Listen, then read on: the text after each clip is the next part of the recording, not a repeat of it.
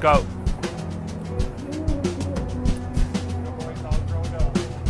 Nope.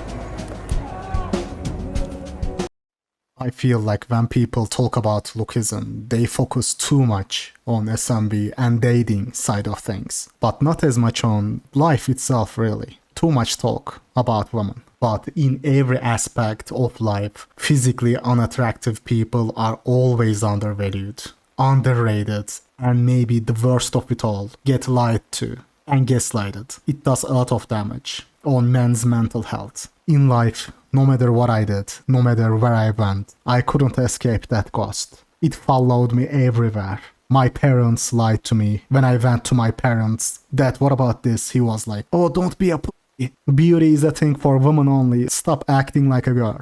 My own father told me that. "Oh, look at what you are worried about, like a girl. You should be worrying about your classes instead."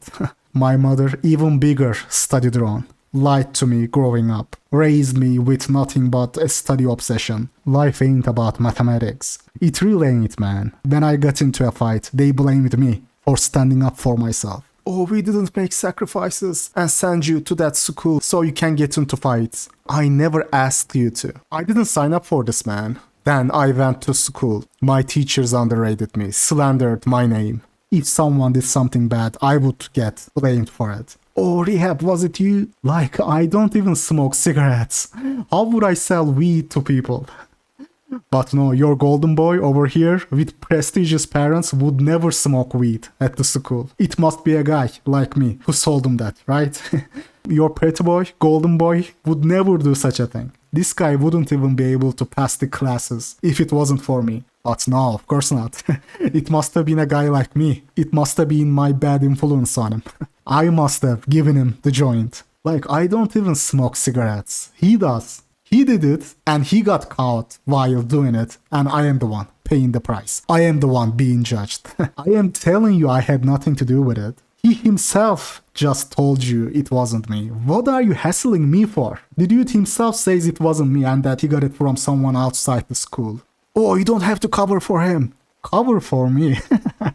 Comedian.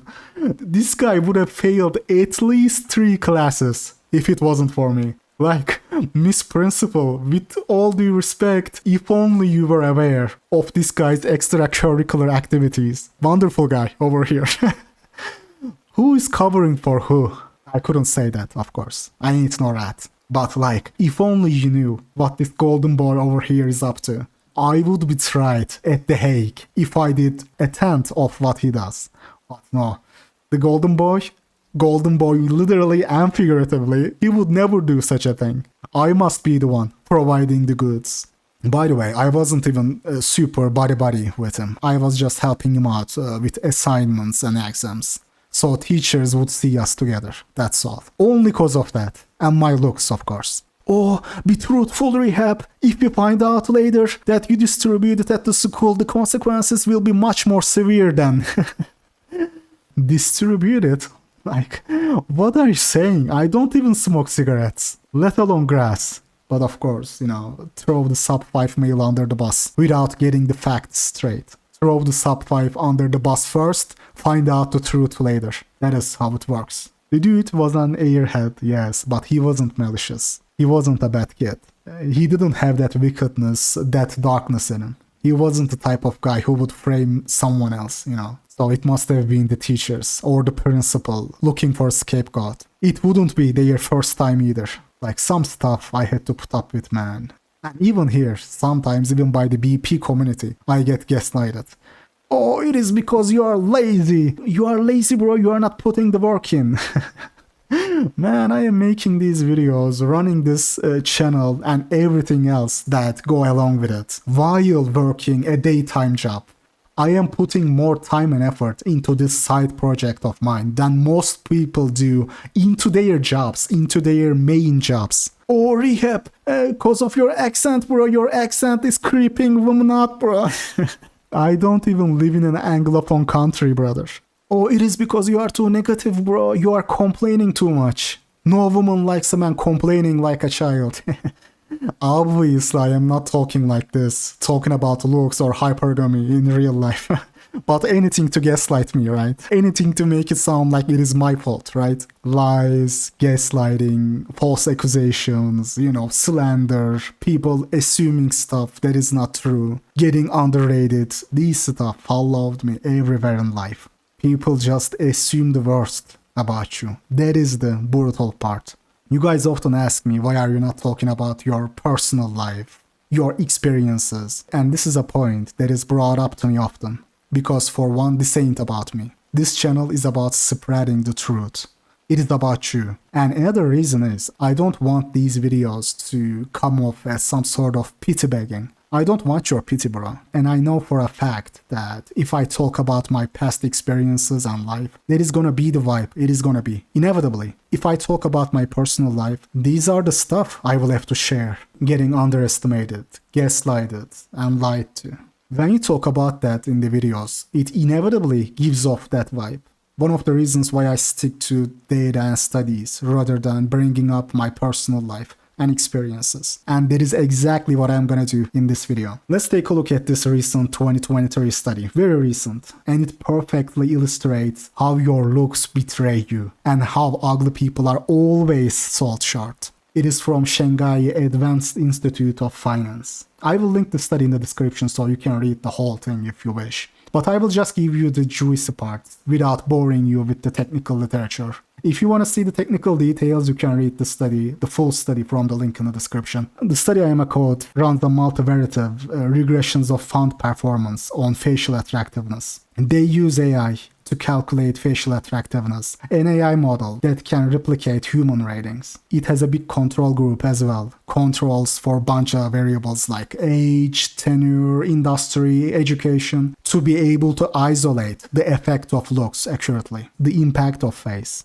It has a sample size of over 1,500 fund managers, and this is the attractiveness distribution for the sample group. If we were to put it on a normal distribution curve, it would look like this, which is fair. 70% of people will indeed fall under that one standard deviation. I will quote the important parts from the study without boring you with the details. We asked the question, would it be beneficial if we take a look at mutual fund managers' photo before we invest? Despite the fact that purchasing mutual fund shares is becoming more and more fashionable for ordinary investors in China, we focus on Chinese market for two reasons. The regulators require mutual fund managers to disclose identification photos, which reduces the impact of image retouch. Secondly, the recent fast development of mutual fund fintech adoption makes managers' photo easily accessible to fund investors. In the empirical analysis, we take fund managers' facial attractiveness to examine the fund performance and find facially unattractive managers display better performance. We find that funds with facial unattractive managers outperform funds with attractive managers by over 2% per annum. It is persistently profitable by longing funds whose managers are unattractive while shorting funds whose managers are attractive. Let me read this part once again, guys. It is persistently profitable by longing funds whose managers are unattractive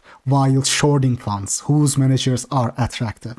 Brutal, man. When the science spits the BP. I know some people in the comments are gonna be like, oh, 2% is nothing, dude. Only an untrained person would say that. 2% is a significant difference when you compare two fund managers, especially when you control for a lot of variables. The more variables you include in a control group, the more likely that it is gonna be looks that explains the difference. We next show that good-looking managers attract significant higher fund flow, especially if the funds are available on fintech platforms where their photos are accessible to investors. Our results become stronger if you only focus on the large funds. One great increase in attractiveness score leads to 0.57% decrease in the next quarter.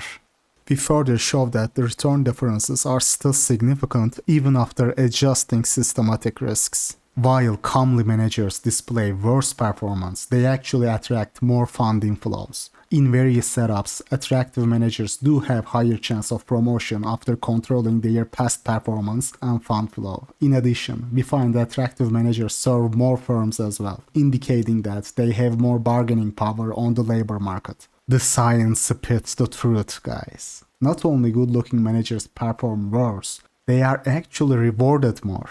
than bad-looking managers. It just shows you how your looks betray you. And let's talk about the reasons. Guys, they don't perform worse because they are inherently dumb or incapable. It is because they just cruise through life. Just like that golden boy from my example. He wasn't stupid. He just didn't care. He didn't have to try hard in life. His mommy and daddy was gonna get him a prestigious job, prestigious position, no matter what. And he knew that. He simply knew that. But when you are sub 5, you are always on survival mode. Ultra nightmare mode. 24/7. You always gotta go that extra mile and beyond to succeed. Not only good-looking people are usually less qualified, but at the same time they are more entitled and overconfident. And the study actually points out this as well. The potential explanations for their underperformance include inadequate ability, insufficient effort, overconfidence, and inefficient site visits. Good-looking managers trade more excessively, prefer lottery-like assets and stocks with higher return volatility. They also exhibit more optimism when conducting market analysis in their periodic reports. These facts imply that good-looking managers could suffer overconfidence. Guys, I call this don't ever get up theory. Just close your eyes and invest, bro. Why wouldn't everything just work out fine? Just get out of your own way, man. That is all you gotta do. Like, those people put in zero effort, literally zero effort, and still get into better positions after graduation. I have witnessed that myself. People that I had to tutor and show everything got into better companies after graduation.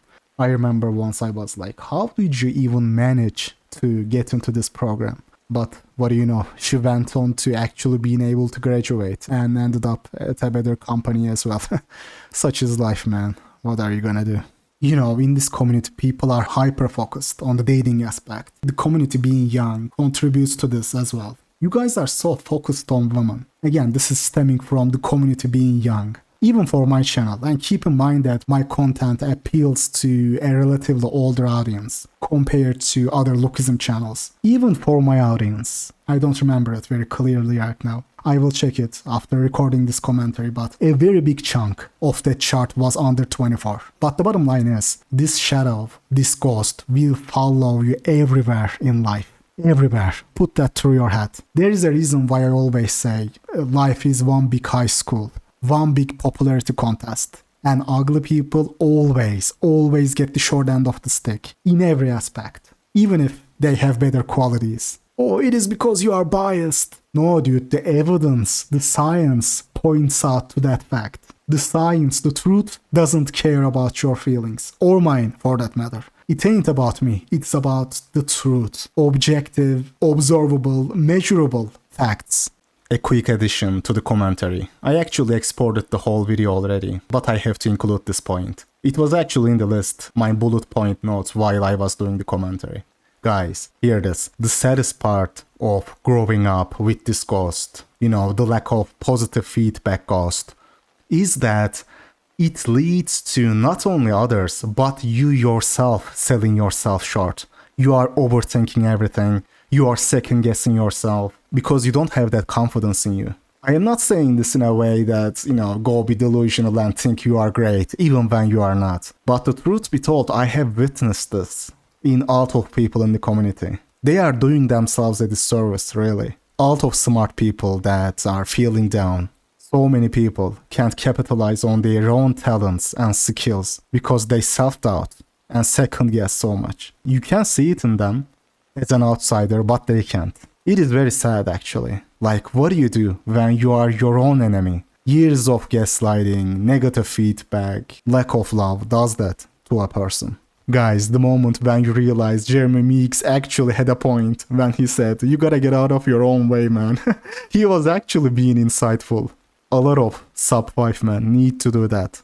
Guys, did we misjudge Meeks? Was he right all along? Man, we gotta get out of our own way. You know what I'm saying? Before ending the video, a quick word. Guys, please stop using the donation link to ask for a face rating. Please, bro. For those who want a face rating, there's a link now. For the longest time, I have been trying to avoid opening a face rating service. I've been trying to get back to everyone. But it is not possible for me to do it for free for everyone. Not anymore, bro. Back then, it was easier when I was making one video a month, one upload a month. So the emails and requests were nowhere near as overwhelming as now. Face rating requests I get increased disproportionately. But the free hours, the free time I have in a day did not increase. I can only get to a certain number of people. It is not possible for me to get to everyone for free. I am overworked, man. I don't have the time to rate everyone who wants a face rating from me. I know some of you are gonna be like, oh, you were rating for free, what happened, bro? The hours I got in a day didn't increase along with the people spamming me with the pictures of themselves. That is what happened. I have to pick who I am going to rate. People sending me unsolicited pictures in emails. Then I will open Discord and there will be another 3 people there asking for a rating. You know, people subbing on Patreon to get a rating. And of course, you kind of feel obligated when they were kind enough to donate. Like I would say 8 or 9 out of 10 are using the donation link for this purpose only. Some people can really be not understanding. Let's put it that way. Bro, like, I can't sit down and calculate your proportions and angles just because you gave me $5. Like, some people really lack empathy. They see you as some sort of lowly free worker. Only their time is valuable, not yours. Thousands of questions. Why didn't you rate me this? Why this? Why that? Like, bro. Man kann es einfach nicht machen. Do something.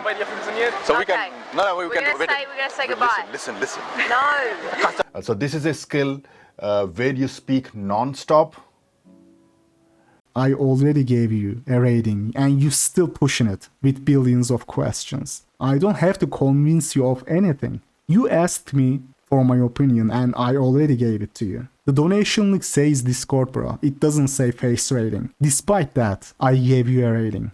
Some people act like I am their employee because they donated what? $5, $10, whatever. And when you rate them for free or $5, whatever, since they are using the donation link for that purpose, they are still not satisfied. I gave this guy a rating, right? And he's still hassling me. Why this, why that? I didn't calculate your eye separation ratio. It just seemed like it. Then he said, why didn't you? Like, the dude actually talks like I am his face rating employee. He's talking as if he just paid 300 to Cubes. Why didn't you do it? Because I am busy, my guy. I got other stuff to do. I can't rate 50 people every day. But I paid. You paid for what? You paid for what, bro? The link doesn't say face rating. Like, where is this entitlement coming from? That guy actually got me so tilted in the moment. I refunded his $5 and removed him from the group. Some people have this weird entitlement because they donated on Patreon.